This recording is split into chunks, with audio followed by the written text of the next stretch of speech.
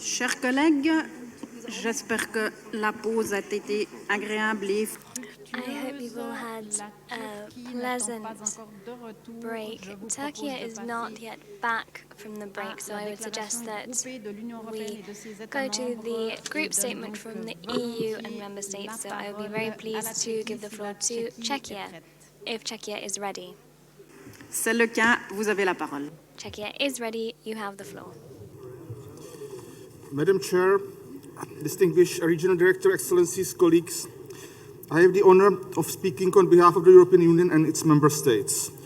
The EU and its member states welcome the resolution on the WHO European Framework for Action to Achieve the Highest Attainable Standard of Health for Persons with Disabilities 2022 to 2030 as amended by the EU. This resolution is a timely understanding of the size of the population of persons with disabilities, where 135 million people in the WHO European region living with some form of disability.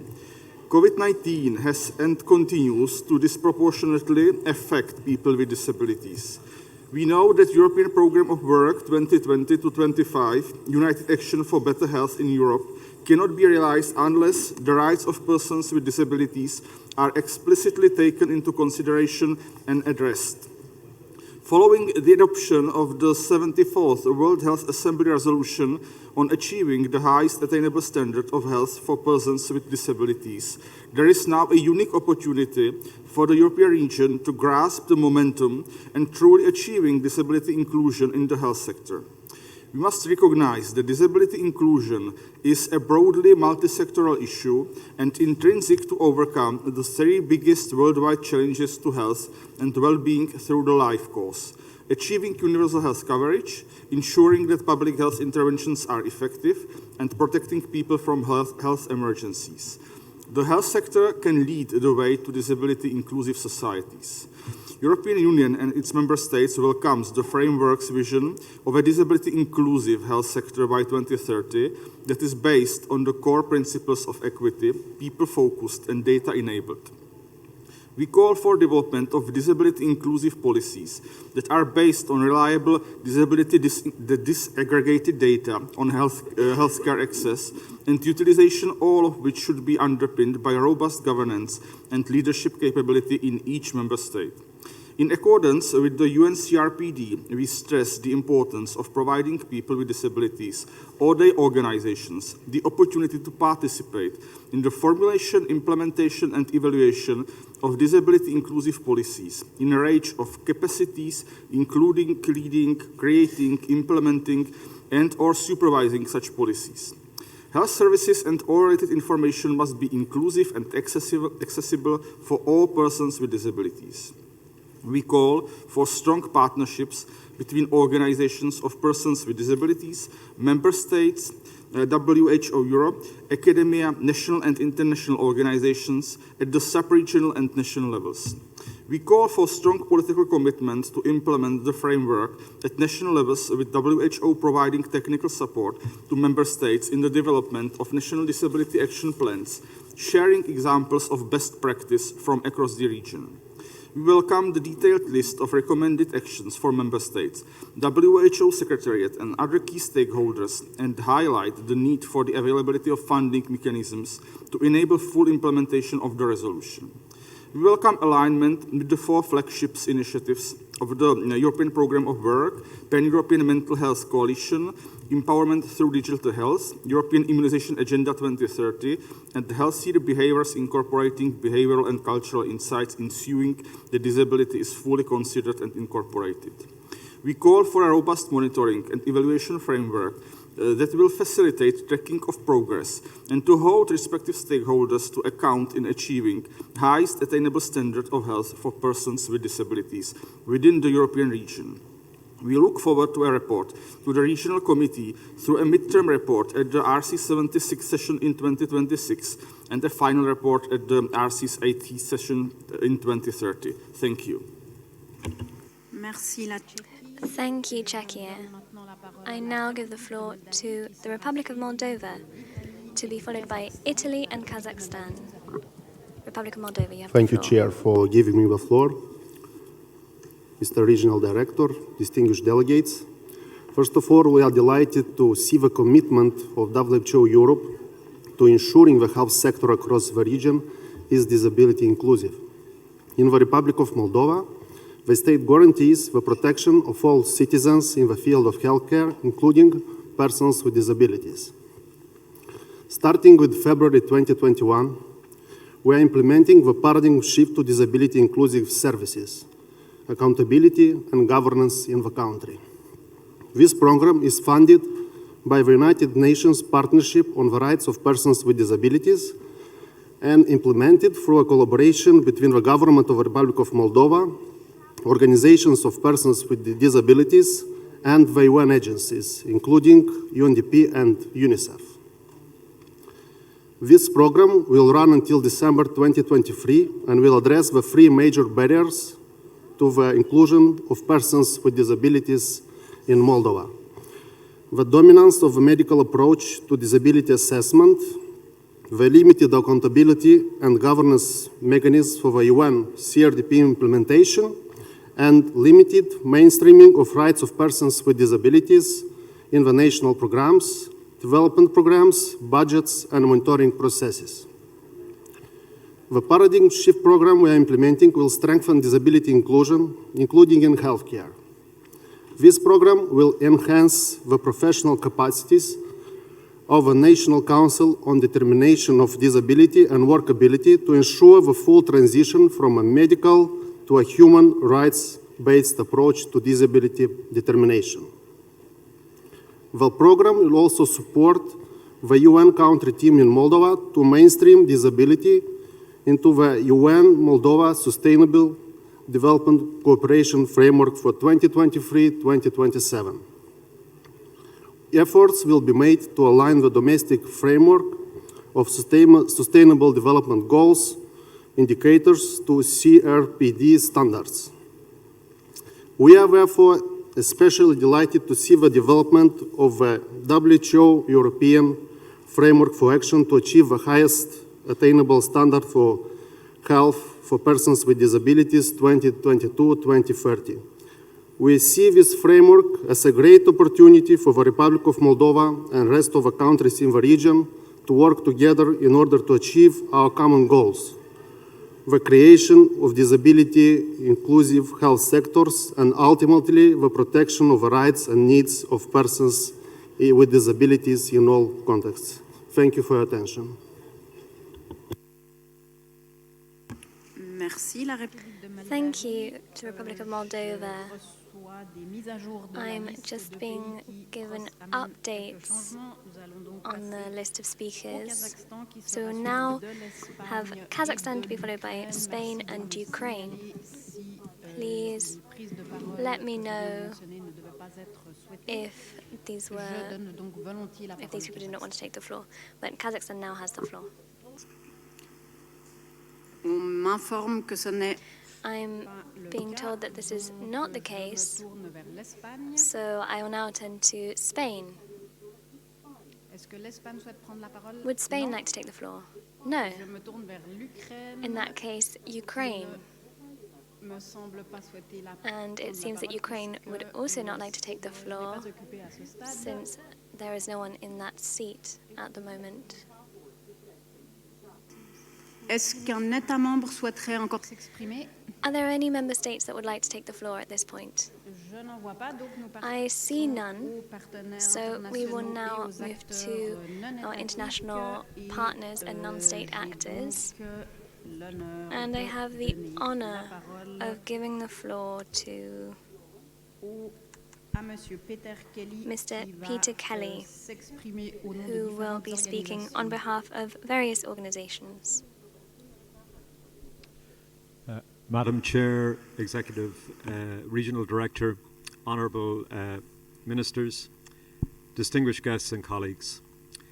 Stroke is the leading cause of disability and second highest cause of death in the adult population in Europe. It strikes suddenly, often with permanent consequences, in many cases irreversible, even when people have access to the best standards of care in the acute phase.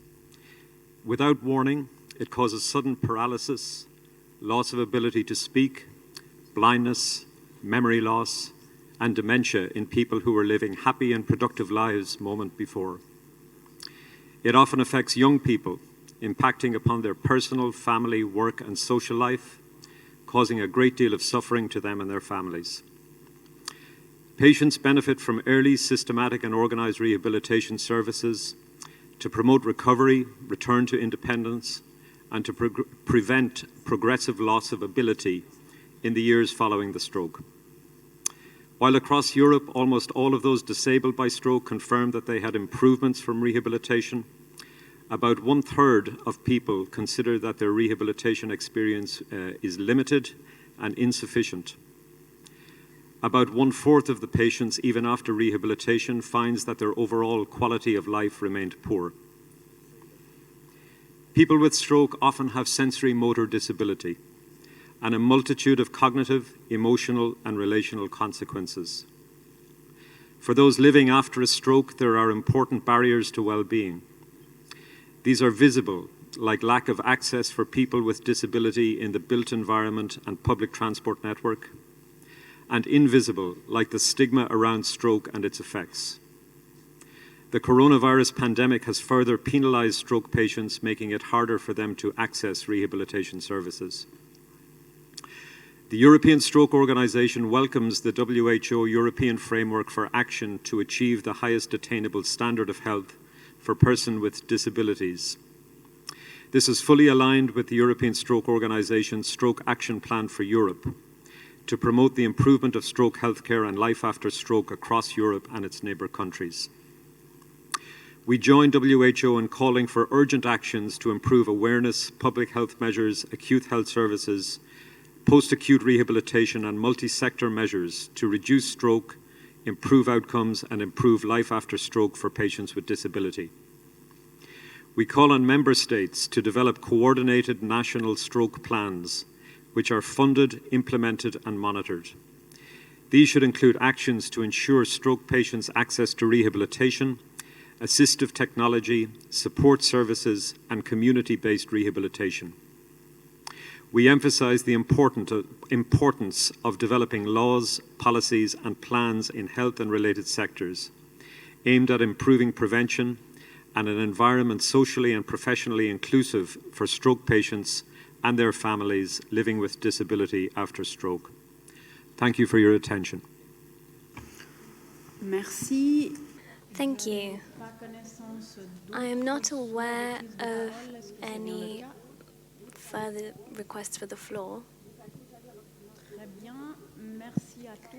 Thank you, everyone.